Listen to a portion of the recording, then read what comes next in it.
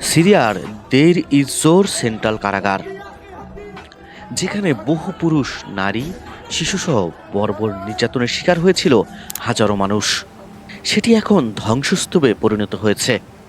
বাইরে থেকে পরিত্যক্ত দেখা গেল এই কারাগারটি দীর্ঘদিন ধরে ছিল ভয়ঙ্কর নির্যাতনের কেন্দ্র।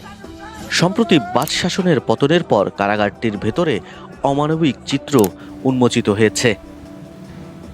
আনাতোলু এজেন্সির এক প্রতিবেদনে জানা গেছে, এই কারাগারের ওয়ার্ড এবং সেলগুলোতে বছরের পর বছর ধরে অমানবিক অবস্থায় রাখা হতো বন্দীদের। সাবেক বন্দীদের বর্ণনায়ও উঠে এসেছে নির্মম নির্যাতনের গল্প।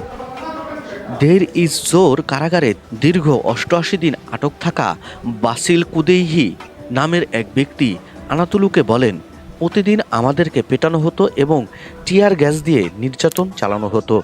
বৃদ্ধ বন্দীদের মেঝেতে টেনে হিচড়ে নিয়ে যাওয়া হতো। নির্যাতনের লোমহর্ষক বর্ণনা দিয়ে তিনি বলেন, আমাদের ঘন্টার পর ঘন্টা হাঁটু গেড়ে বসিয়ে রাখা হতো এবং টয়লেটে যাওয়ার অনুমতি দেওয়া হতো না। একদিন আমরা বিদ্রোহ করি, সেদিন আমাদেরই এক তরুণকে এই প্রাঙ্গণে স্নাইপারের গুলিতে হত্যা করা হয়। কুইদি ন্যায় বিচারের দাবি করে বলেন, শুধু শীর্ষ নেতাদের নয়, যারা নির্যাতনের অংশ নিয়েছেন তাদের সবাইকে বিচারের আয়তায় আনতে হবে।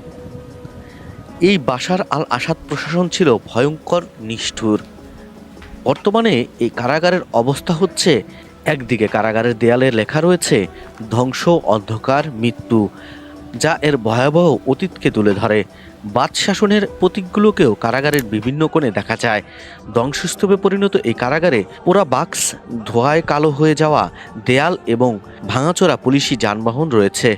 সিরিয়ায় গত ৮ ডিসেম্বর বাশার আল আসাদ তথা বাদ শাসনের পতনের পর দেইর ইজ-জোর কারাগারের বন্দীরা মুক্তির স্বাদ নিতে পারেন। বর্তমানে কারাগারটি বাদ শাসনের নিষ্ঠুরতার একটি ভয়াবহ স্মারক হিসেবে দাঁড়িয়ে আছে। সেই সঙ্গে সাবেক বন্দীদের মধ্য থেকে ন্যায় বিচারের আহ্বান এখনও প্রতিধ্বনিত হচ্ছে।